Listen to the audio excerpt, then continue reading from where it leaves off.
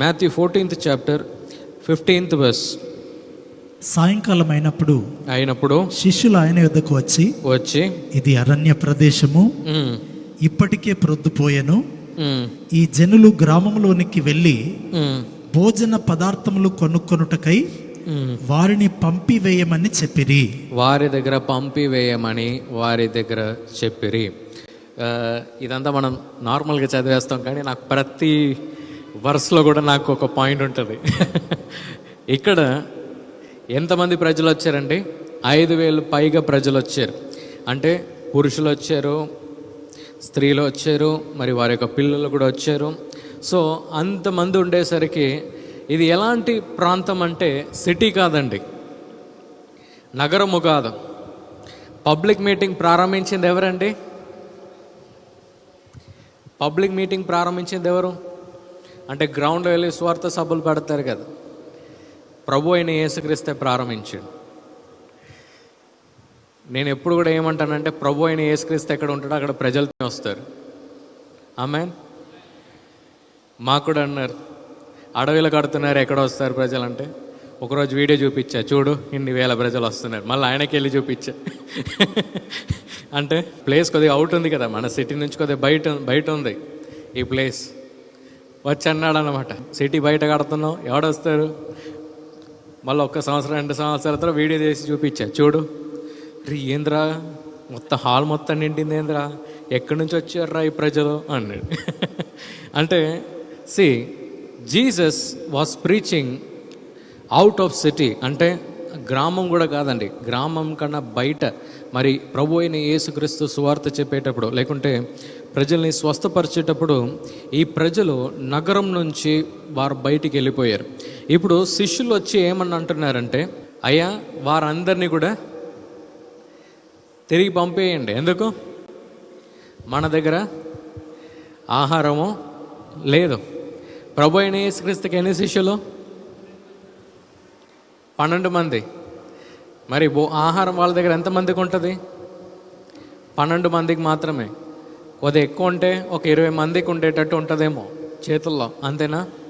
So ఇక్కడ శిష్యులు వారు ఏమంటున్నారంటే, వారిని ఇక్కడి నుంచి, ఈ నగరంలో నుంచి వారిని బయటికి పంపించేసేయండి అని చెప్పేసి మరి ప్రభు అంటున్నాడు అన్నమాట.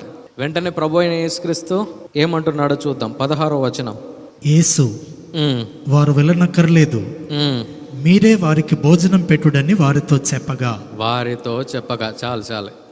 సో ఇక్కడ శిష్యులు వచ్చి వారు ఏమంటున్నారు? వారిని పంపేయండి అంటున్నారు. కానీ ఇక్కడ ప్రభు అయిన యేసుక్రీస్తు ఏమంటున్నాడు? లేదు మీరు ఇవ్వండి అని అంటున్నాడు. ఎప్పుడు కూడా మనము ప్లాన్ చేసేది ప్రభుకు నచ్చదు. ఎంతమందికి అర్థమైంది? మన జీవితాన్ని మనం ప్లాన్ చేస్తాం కదా, అది ప్రభుకు అసలే నచ్చదు. ప్రభువా ఇలా చేయి, ప్రభువా ఇలా చేయి. శిష్యులు వచ్చి ఏం చెప్తున్నారు? ప్రభువా ఇలా చేయి, ఎన్ని వేల ప్రజలు ఉన్నారు, మనకి ఆహారం లేదు, వీళ్ళని మనం ఏం చేయలేము, ఈ నగరం నుంచి బయటికి పంపించేసాయి, అంటే తిరిగి వారు వచ్చిన ఆ స్థలానికే పంపించేసేయండి అని చెప్పేసి మరి అక్కడ శిష్యులు వచ్చి వారు అడుగుతున్నారు అన్నమాట. వెంటనే ప్రభు మాత్రం ఏమంటున్నాడు తెలుసా? మీరు ఆహారం ఇవ్వండి అంటున్నాడు. అంటే వారు చెప్పిన ప్లాన్ ప్రభుకు నచ్చలే. మనం కూడా మన జీవితంలో ఏం చేస్తుంటాం తెలుసా? ప్రభుకు ప్లాన్ ఇస్తాం. ప్రభువా ఈ స్కూల్లో చదువుతా, ఈ కాలేజీకి వెళ్తా, ఈ పనే చేస్తా, ఈ అమ్మాయినే కట్టుకుంటా, లేకుంటే ఈ అబ్బాయినే కట్టుకుంటా, ఇన్ని పిల్లలకంట, వాళ్ళని ఇదే కాలేజ్ పంపిస్తా, ఇన్ని కోట్లు సంపాదిస్తా, ఇన్ని లక్షలు సంపాదిస్తా, మొత్తం ప్లాన్ చేసి ప్రభు చేతికి పెడతాం. వెంటనే ప్రభు పైన చూస్తాడు, ఈ ప్లాన్ నాకు నచ్చలేదే అని అంటాడు. ఎక్కడనో తేడా కొడుతుంది. మనం ప్లాన్ చేసినట్టు మన జీవితం అయిపోయింది అనుకోండి, ఎవరైనా ప్రభుని వెతుకుతామా అండి? ఎవ్వరు కూడా మనం వెతకము కదండి. సో ఇక్కడ శిష్యులు వారు ఇచ్చిన ప్లాన్ ఏం తెలుసా? ప్రభువా మన దగ్గర అంత డబ్బు లేదు, ఆహారం కూడా లేదు, నువ్వు ఏం చేయంటే వీరు ఎలా వచ్చారో అలాగే పంపించేసాయి అని అన్నాడు. కానీ అక్కడ ప్రభు అయిన యేసుక్రీస్తు ఏమన్నాడు తెలుసా? ఆయన కనికరం చూపించే వ్యక్తి కనుక ఆయన ఏమన్నాడంటే, మీరు ఆహారం ఇవ్వండి అన్నాడు. అని చెప్పిన వెంటనే అక్కడ శిష్యులు వారి యొక్క బ్రెయిన్ పోయింది. అంటే 5,000 పురుషులే ఉన్నారంటే మరి కనీసం ఒక 7,000 నుంచి 10,000 ప్రజలన్నా ఉంటారు. ప్రభువా అంతమందికి మేము ఆహారం మేము ఎలా ఇవ్వగలుగుతాం అని వారు అడుగుతున్నారు. సో నెక్స్ట్ 17వ వచనం, వారు ఇక్కడ మన యొద్ద 5 రొట్టెలను 2 చేపలను తప్ప మరేమీ లేదని ఆయనతో చెప్పిరి. సో వాళ్ళు ఏమని చెప్తున్నారు, మా దగ్గర ఏమేమి ఉన్నాయంట, 5 రొట్టెలు 2 చేపలు మాత్రమే ఉన్నాయి అని అంటున్నారు. సో నెక్స్ట్ 18వ వచనం, అందుకు ఆయన వాటిని నా యొద్దకు తేండని చెప్పి. ఆగండి చాలు. సో ఇక్కడ వీరేం చెప్తున్నారు, మా దగ్గర 5 రొట్టెలు 2 చేపలు మాత్రమే ఉందని వీరు చెప్తున్నారు. ప్రభు అయిన యేసుక్రీస్తు ఏమంటాడు తెలుసా, దాన్ని నా యొద్దకు తీసుకొని రండి అంటున్నాడు. మనము కూడా మన జీవితంలో ప్రభు ఏం ఆశిస్తున్నాడు తెలుసా, మన దగ్గర ఏది కొదువగా ఉందో అది మనం తిరిగి వెళ్ళి మనం ప్రభు యొక్క హస్తంలో మనం ఇవ్వాలి. హల్లెలూయా. మనకు అది ఏది కొదువగా ఉన్నా, అది మన ఆర్థిక స్థితి అవ్వచ్చు, మన కుటుంబ పరిస్థితులు అవ్వచ్చు, లేకుంటే ఏం చేయాలో తెలియని పరిస్థితుల్లో మనం ఉండొచ్చు, ఎవరైనా ఇంకా రక్షణ పొందుకోని స్థితిలో వారు ఉండొచ్చు. వారిని కూడా మనం ఏం చేయాలి తెలుసా, ప్రభు యొక్క హస్తంలో మనం ఇవ్వటం మనం నేర్చుకోవాలి. ఇక్కడ ప్రభు అయిన యేసుక్రీస్తు ఏమంటాడంటే, ఆ 5 రొట్టెలు ఆ 2 చేపలను కూడా నా యొద్దకు తీసుకొని రండి అన్నాడు కదండి. సో ప్రభు ఈరోజు మనకేమని నేర్పిస్తున్నాడంటే, మనం ఎప్పుడు కూడా ఓన్లీ ఓన్లీ ఓన్లీ అని వాడతాం. అంటే నా దగ్గర ఇంత కొద్దిగానే ఉంది, ఇది ఇలా ఉంది అని చెప్పే వాటన్నిటిని కూడా మనము ప్రభు యొక్క హస్తంలో మనం ఇవ్వటం మనం నేర్చుకోవాలి. ప్రభు అయిన యేసుక్రీస్తు కూడా అదే అంటున్నాడు, అది నా యొద్దకు తీసుకొని రండి అని అన్నాడు కదా. So today God is speaking to us. ప్రభు ఈరోజు మనతో ఏమని మాట్లాడుతున్నాడంటే, ఏదంతా మన జీవితంలో కొదువ ఉందో అదంతా ప్రభు హస్తంలో మనం పెట్టడం మనం నేర్చుకోవాలి. మనం ఎలైజా వారి యొక్క జీవితంలో కనుక మనం చూసినట్లయితే, ఒక విధవరాలు వారి ఇంటికి ఆయన వెళ్తారన్నమాట. వెళ్ళినప్పుడు ఆ విధవరాలు వారి యొక్క హస్తంలో కనుక మనం చూసినట్లయితే, ఆమె దగ్గర కొద్దిగా నూనె ఉంది, కొద్దిగా పిండి మాత్రమే ఉందన్నమాట.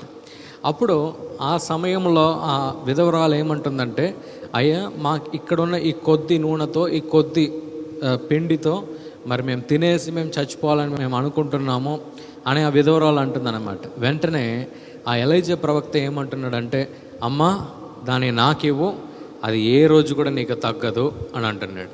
వెంటనే ఏమవుతుందంటే, ఆ స్త్రీకి ఏ రోజు కూడా కొదువ వచ్చినట్టు మనం చూడట్లేదండి బైబిల్ గ్రంథంలో. హల్లెలూయా.